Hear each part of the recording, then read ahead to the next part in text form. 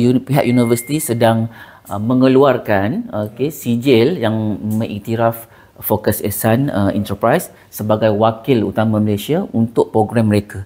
Okey. Tolong pastikan dulu. Betul. Pasti boleh kita umumkan. Boleh.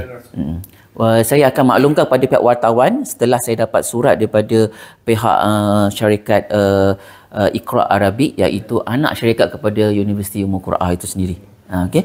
So saya berharap kepada tuan ni beritahu dengan Abdullah Bawazir supaya mereka keluarkan cepat. Sebab apa, saya sudah hantar pada mereka lebih daripada 3 minggu 4 minggu berkenaan dengan permohonan tu, tapi dia masih lagi tak keluar because maybe dia orang ada benda yang dia orang nak di ni. Tapi dengan saya tak boleh tunggu lama because saya tunggu Datuk Seri punya masa. Okey. Kalau dia lagi lambat, so kita punya program lagi lambat. So hopefully pihak syarikat Iqra Arabic, anak syarikat kepada Ummul Qura, boleh mempercepatkan kita punya pengeluaran sijil akreditasi itu. InsyaAllah.